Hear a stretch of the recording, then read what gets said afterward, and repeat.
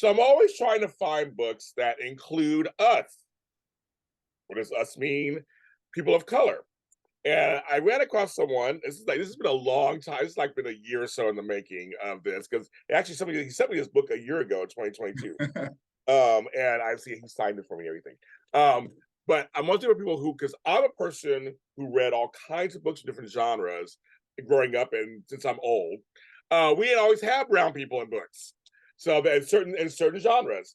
Well, is one of the people who's changing that. There's one of the books he has is called The Greater Union.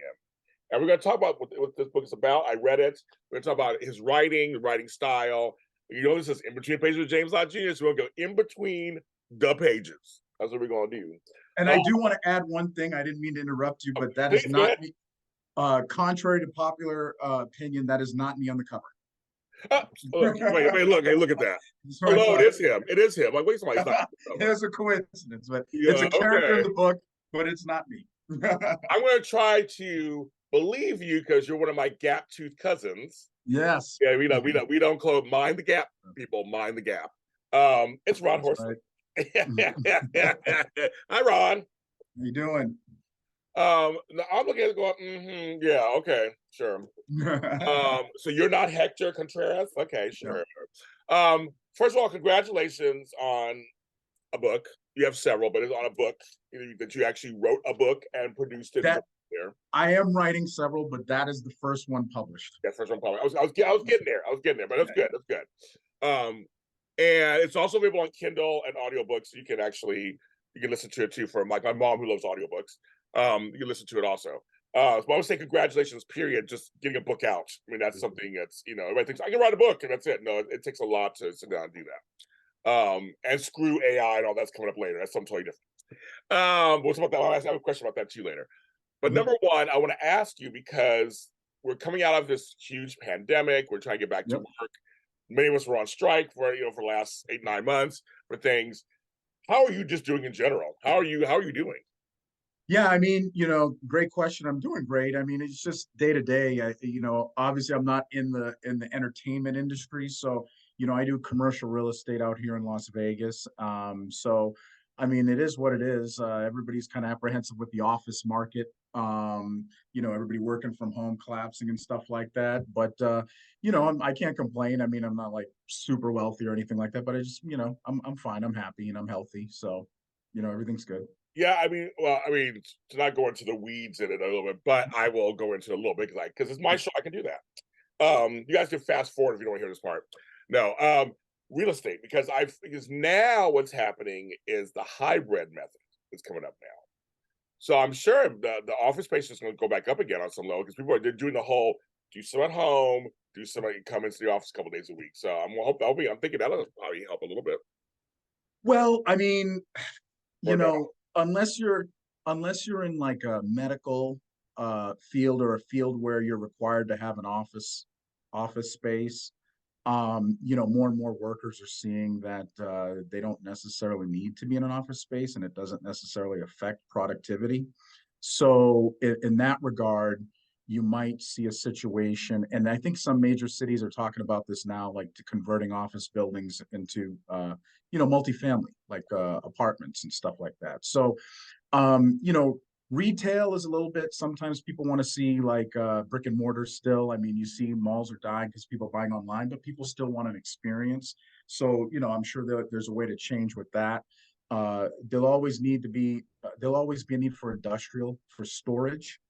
But I think really office is the one that's, it'll bounce back maybe in a different way, but the amount of space, I'm not sure. I'm not sure if you're going to need as much office space as we've had in the past, just with how information is flowing around, and there's no really necessity to be in an office if you don't have to be. Well, I know here in LA, California, the new model has been retail on the bottom, 5 stories up. Residential. That's very popular everywhere in Los Angeles right now. Yeah. And I grew up in Boston, so I've lived through that. I mean, but Las Vegas, relatively speaking, is a newer growing city, so they haven't really experienced that yet. I mean, some cases they have, but not to the level of a major city. But eventually it's going to happen as the population gets bigger in any city. You're going to have less space, Yeah. and you're gonna. It's. I mean, who knows? It's probably going to end up like Judge Dredd, where everybody's going to be living in a building and have everything there. I mean, that may be the way we're headed. Who knows? Well, I'm just waiting. I'm just waiting for Las Vegas and LA to be just one big city. I'm just waiting for Yeah. that to happen. I'm waiting for all to start converging this way, and that's it. Well, I mean, climate change and everything. Las Vegas might be beachfront property. I mean, I don't know. As you said, as I live 10 minutes from the beach, I'm like, hello, I live in New York. Yeah. I'm like, really? Yeah. Tell me I'm be gone. Bye, everybody. It was nice knowing you. So we don't know, but yeah, I mean, I think your people, we run out of start running out of water. I mean, water's a big issue here and stuff like that, and you're already seeing most of the populations gravitating towards the coasts and stuff like that. So I'm sure some of these cities will merge together. I hope not to the level of what's in my book, but you know, there's probably going to be a need for that as we sort of run out of resources in certain locations. Okay, so what was the impetus for you deciding to write a book of? It's a very dystopian, futuristic, action, heart. There's a lot of stuff in here in this book. What was the impetus for you to decide I'm gonna write a book on this? So basically, a few years back, I was writing. My background, I've written screenplays.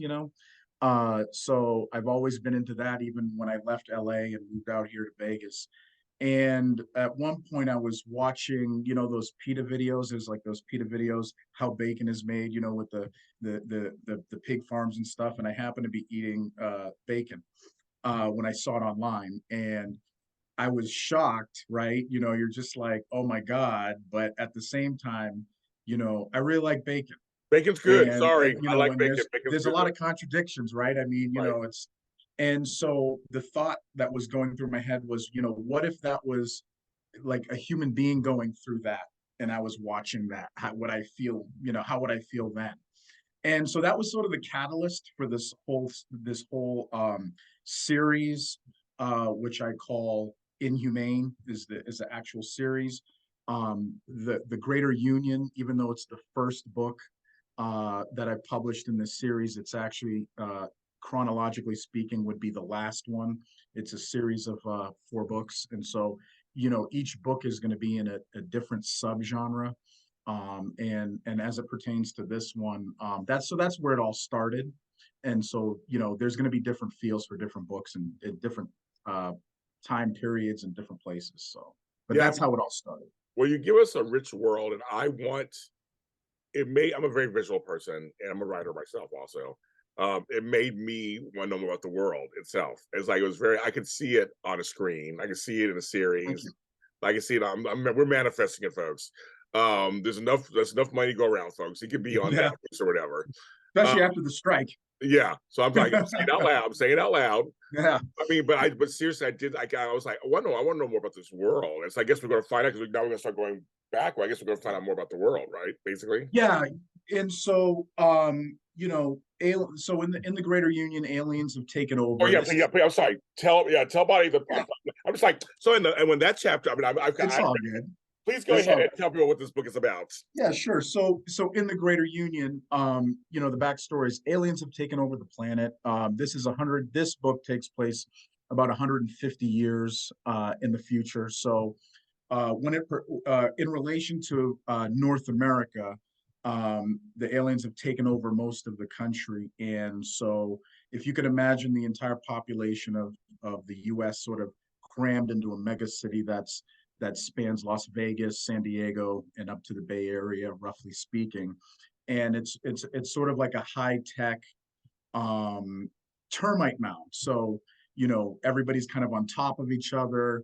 It's sort of a caste system of survival, and it's more militaristic.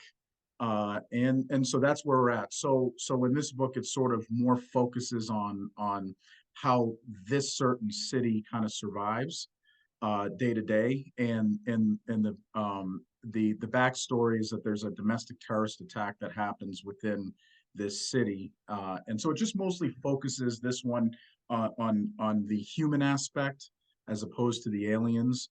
More of an intro. It was a better way to introduce this series to the audience as opposed to starting with how bacon is made. And I'm sorry, I like bacon, folks. Sorry, I know it's made. I don't give a shit. I love it. Right. I'm not vegetarian or vegan. Sorry. No worries. Okay, so we're circling back. It's good. I like that. Was it important to you, or was it just born because of who you are, that the lead character, is a person of color? It was very important to me to have, I think it's both, but I think for me, I think in sci-fi, you don't really see a lot of people of color en masse. And, you know, that's probably not going to be the case in the future. And so I thought it would be very important to do that from a perspective of people of color, and there's really no discrimination per se, and things like that, Right. because everybody's trying to survive.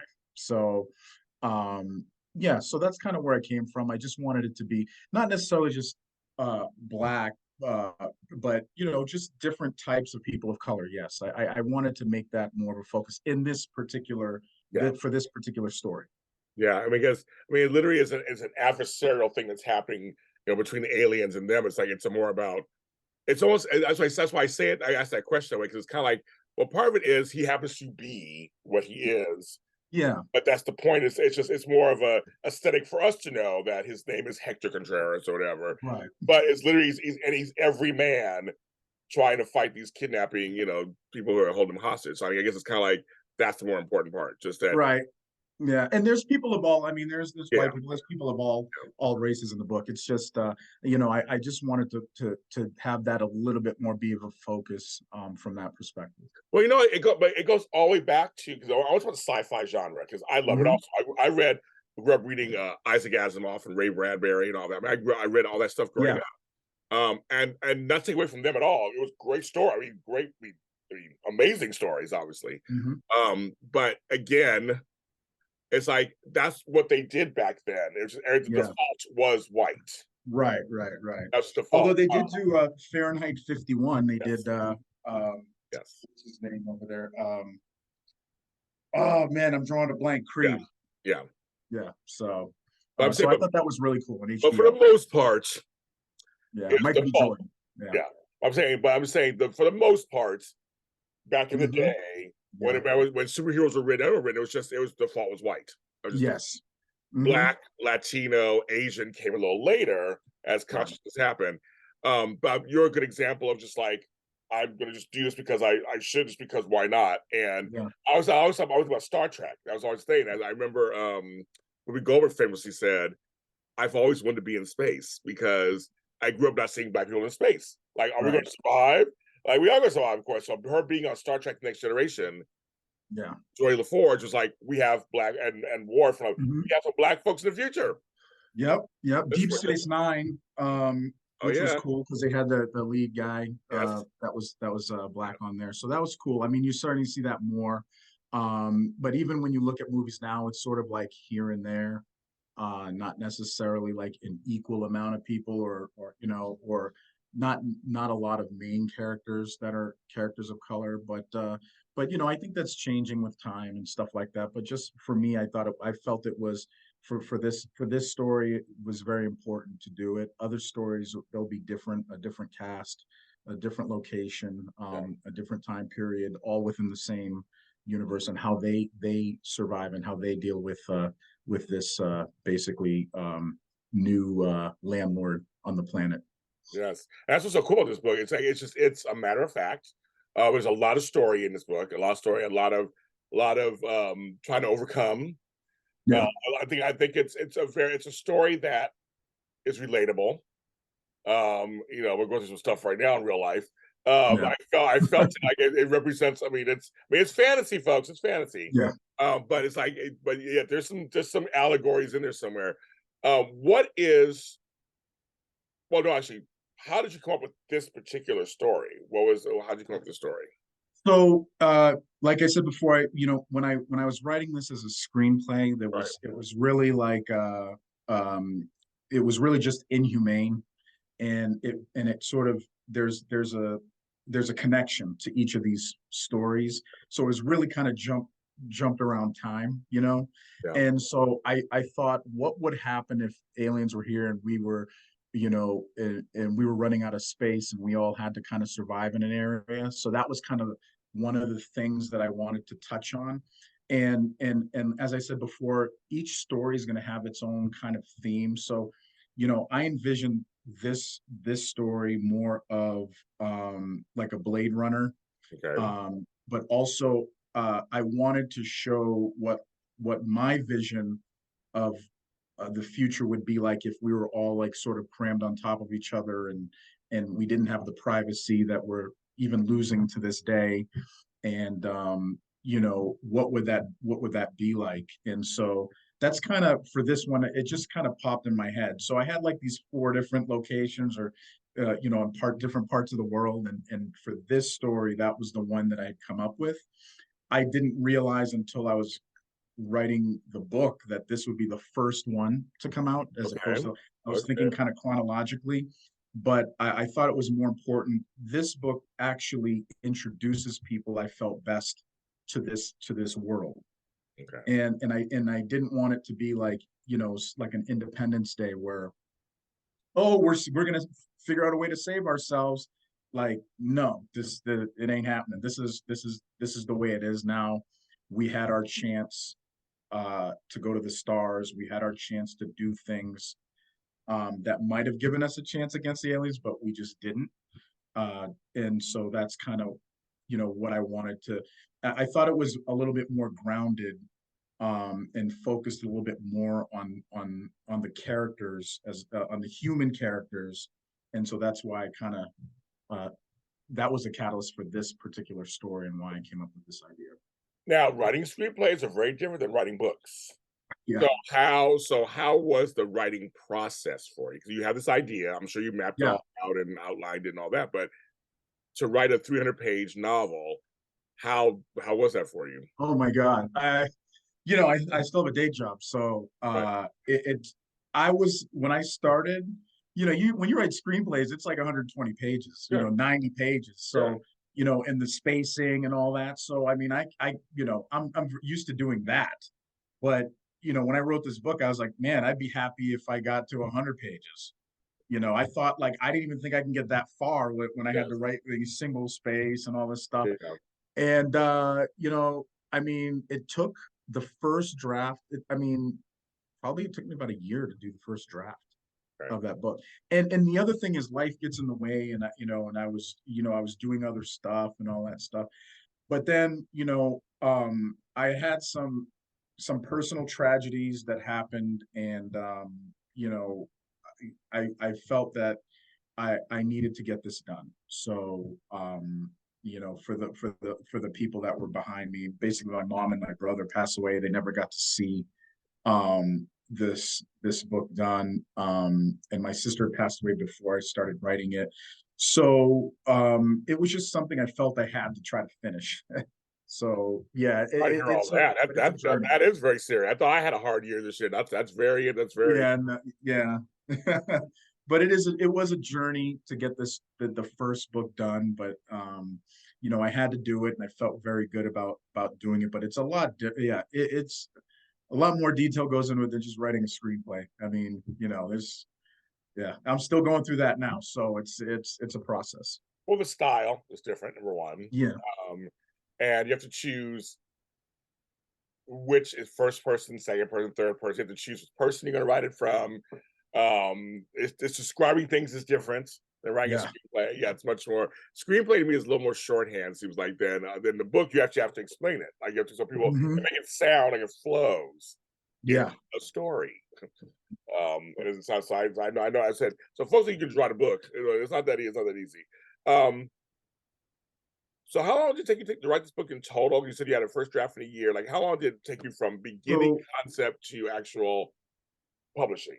okay, so when I started, oh man, that's a good question. So when I started writing uh the book, it was like around 2017. Oh, okay. Uh I finished the first draft in 2018. Okay. I worked with the publisher in 2019. Okay. It was out by the end of I think it was like the end of 2020, Okay. the end of 2020, early 2021, something like that.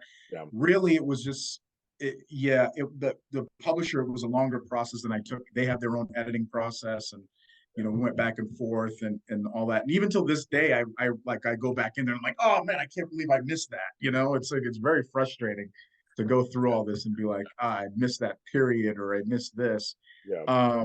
But yeah, it took a few years. Now these are probably the second book when it's out. Hopefully, early next year, that'll probably be more of a 2 year, Yeah. 2.5 year process. Yeah. And I'm actually concurrently working on the third. So, Okay. so I'm getting better, and I'm dedicating a little bit more time, to the process. Whereas before it was, I was more focused on work and things like that. But especially after the pandemic, a lot of people have sort of had, been rethinking the concept of live work. Yeah, they have. They have. Yeah. What has writing these books added to your life? Very therapeutic, actually. It's sort of like and I felt that way writing screenplays, but not to this level when I'm writing, because it's just so much more in depth. It's more of an escape, I guess. And it just helps me just think about other things. And so I think for me, it's probably made me a little less stressed at Okay. times, I kind of like that. just because you're just kind of you just kind of have this time to, like, clear your mind in a sense, because you're working on this, right? And you want to try to get this universe down. So now you're thinking about this universe, and it's not really work, so I enjoy it. So I think in that regard. Yeah, I enjoy writing, and you're right, it's very therapeutic, and you're creating worlds you want to create. Yeah. You're Yeah. in control. You're in control. I mean, well, somebody say you're not in control. Like, it's divine intervention going through you. So the point is, you're able to do something that you can actually you're building it, and you're Hmm. writing it, and then other things. It's depending on someone else sometimes. It's whatever, Yeah. like I said, being in person in real estate, it's up to the other people, it's up to the Right. market. This is something that's yours. It's Yes. yours, and you can write as much as you want or write as little as you want. You can change the characters however you want. Mhm. It's all you. Yeah. And writing this genre especially. I mean, I'm just looking at it, it's a lot of, I noticed in here too, a lot of dialogue. Yeah. So So. I'm wondering now, because your screenwriter background, Mhm. it's there's a lot of dialogue in here. I mean, I like it because the characters talk to each other, but like I can picture it, the story better too, with lots of dialogue. I noticed. Yeah, I think of that because of the background, the experience I've had, like kind of screenwriting, and you have to be kind of short and descriptive, and I kind of blend that in. I think it's just just habit. I mean, I'm used to just blending that in, and but if you can imagine, like I said, like when I said, like, imagine a termite mound or even an ant farm, and imagine if you were there, right? You'd just be like, they'd just be like, you know what I mean? Like, and so that's the kind of essence I want to get in this book, is sort of not necessarily, it's like sort of like organized chaos. So you're gonna get all this dialogue, you're gonna get this, just all these characters, like, just to preview, other stories probably won't have a focus on as many characters, but I thought that this was a way to kind of um, express my interpretation of a human termite mound, where there's all this stuff going on, and there's all this, and you have to keep track of this, and you have to keep track of that. But and I kind of internally debated whether I wanted to do that, or whether I thought it would be uh, too confusing. But I felt it for this particular book. I felt it necessary to write it this way. But having said that, I do have the newer versions of this book that is out now have a glossary. So I have to remember to get you one. Yes. I don't have that. I was like, I don't have that. I don't know. Yeah, I need to get you one because all the books will have glossaries now, just because there's a lot of technical terms and things like that just to keep track of. But in terms of how I wrote the book, I felt that this series or this story, it needed to be this way. So I'm looking at a thing yesterday. Um, I'll email it to you too. I don't know. I can email you. okay. Also, I ask you. So winter is here, it's coming here, and everything. I'm Mhm. sure you don't miss Boston this time of year. Not at all. Not at all. Not at all. You are now a West Coaster. You're out of, you're a West Side person. I can Oh tell. yeah. Oh Yes. yeah. Long time. Although I've noticed that it's gotten colder. It's gotten uh the snow or the snowstorms seem to come later, I Yeah. think now with all that's going on. I mean, I remember like when I was growing up, you'd have snowstorm in like, October, November, and you'd be like, oh my God. Now it's like, February. So, I know. I don't know if that's a good thing or not, but I like snow. I just don't like the cold that comes with Yeah, yeah, same here. It looks pretty when it. it comes down, folks. It looks really great. And then I used to live in Pittsburgh, and I'm like, oh, where's my car? I don't see it anymore. Yeah. Yeah, Yeah. shovel out. And do yeah, I don't Mm-hmm. miss any of I don't I miss hate shoveling snow. Yeah. oh I do or de-icing steps. I de-ice my steps sometimes. I'm like, Yeah. you guys have no idea what that people who from the West, you have no idea what that is. Yeah. None, none whatsoever. Um, what has been some of the reactions to your book from people? What people have said to you?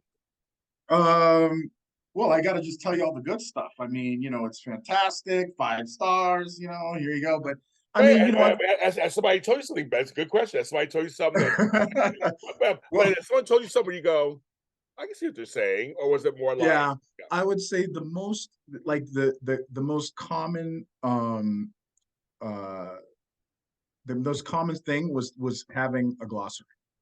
That oh, was the okay, most common and thing. then you fix that, folks. Okay. Yeah, yeah. No, nobody so far has told me it sucked, so that's a good thing. But I mean, I just wanted to share my story. It had to get out there. I've got more stories to tell in the series.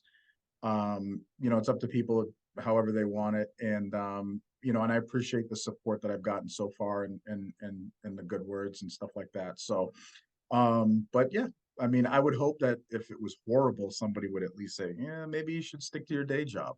I But don't think it's horrible. I mean, there's but some books I've had that are they're not good. No, but this book yeah. is horrible. But you can't please everybody. You got to do Right. this, and then. But I hope that when you get to the next one, it's just going to be so. I mean, it's a different subgenre. It's in the same series or connections, but it's going to be sort of like I'm taking it in a different direction from what you would expect. So I don't want people to think that like the next one is going to be a direct sequel or anything like that. But it is coming out next year, and I'm pretty excited about that. So. What would you tell someone who goes, okay, I have a story I want to tell, and I want Mhm. to write a book? What is one thing you would tell that person? Start writing. I mean, just put something that the hardest, literally for me, the hardest thing when I start is like the first word or the first sentence. I mean, that's like the hardest thing to do. But, a lot of people have a lot of ideas out there, and it's just you just got to do it. If you really want to do it, you got to do it. And as much as I would like to help, I mean, I got my own stuff to write. Everybody's got their own stuff. Everybody comes to me now. I'm like, hey, can you write this for me? And they're like, wait a minute. I can. I gotta get my stuff out, bro. No job. You Yeah, know, yeah, it's like you look how long it took me to do my stuff. So, but yeah, I mean, I think if you really, really have a desire to tell a story, you're gonna write it. I mean, I mean that's just. I mean, I really had to get this down, and even if it never saw the light of day, I still had to do it, and so that I think that's the reality. If you really want to do it, you would do it. yeah, I agree. You can always edit everything later, folks. Just write it out. Get the Yeah, idea out, and everything can be finessed and finagled later. Just write it out. yeah, yeah, That's gonna be perfect for, like I said, you had a first draft. We all have often that first, second, third, fourth drafts. yeah, The point is just get the idea out. Get it. I say pen to paper. I'm old, but the computer, the keyboard, whatever it is you use, uh, yeah. Get out And there. you make a great point too, about just getting it out there, because that was one of the challenges early on when I started writing is, you want it to be perfect. Of course. It's got to, you do all these drafts and all this stuff, but and even now, like I said, it's published. I'm like, oh my God, I found this stuff in there, and like um, you you have to there has to be a limit to your rewrites. You can always go back later and do a second edition, a third edition, or whatever, but there's got to be a point where you say, okay, I got to get this thing out. I gotta share this, with somebody. Because you're just never gonna please everybody, so but you got to get it out there. That's the whole point, right? I totally agree. The book is called The Greater Union. You get Barnes Noble, Amazon. You can listen to it. You can. It's not him on the cover. He swears it's Now, not. I want to show you something. So I got it. Oh, Ron C. Horsley on there. This one is the version that has. I'm going to send you the glossary, but this has a glossary now at the end. And the reason why I had to do that was apparently Ron Horsley is not as uncommon as I thought in the writing. So there's been some confusion. There's some books that were sort of put on my Amazon page. I have a special copy. I'm holding on to, and it's no, that's you. Yeah, I actually, that's good that you have that copy, because I told a lot of my friends, I was like, hey, look, get it now, because something happens to me later on down the line. That's gonna be I know. I'm holding on to this. Yeah, that's gonna be collectible. So yeah. All of that, then. Yes, all of that for sure. Best is, I know it's so weird. Like, I went to get my name on someplace. It was like, there's another James Lott Jr. Really? They're in. Our names aren't common, Ron. I know. Are not common. Yeah. So. Ron C. Horsley is who we're talking about. Great Union is the book. I'm James Lott Jr. If they want to talk to you more or anything, where can they find you? Yeah, so I've got a page on Facebook, Ron the Writer. And you'll see the book, the book covers on there and everything like that. And then on Instagram, it's R Horsley Writer. So those two things, I'll put information up there as I do it. I apologize. I'm not really good at I don't really like social media that much. So just to be honest, and I post whenever I have something important to put down, I feel is important, then I'll put it on there. I'm going to do a book signing. My book signing I did for the first one here on the Strip. Hopefully I'll do another one for the second book, same location. But my website also is rhorsley.com. And, I'll try to put some stuff up there as we progress with these stories. I look forward to the second book. I look forward to seeing that one. You have to come back on the show after I read it. That would be awesome. I appreciate that. I'm James Lott Jr. You can follow me where all James Lott Jr.'s are at James Lott Jr. Also social media platforms. I have books too. And our latest, my collaboration book with Doug Hess, is Forgotten Hollywood Christmas Stories. We talk about Christmas movies. I wrote a chapter in this book. It's out now. Cute little cover. It's out now. So buy all our books. Buy his, buy mine, buy everybody's. Give him his presents to people. Reading is fundamental, folks. It's good. Support the arts. Support the arts of all kinds. And I'm James Lott Jr. I'll talk to you next time. Thank you.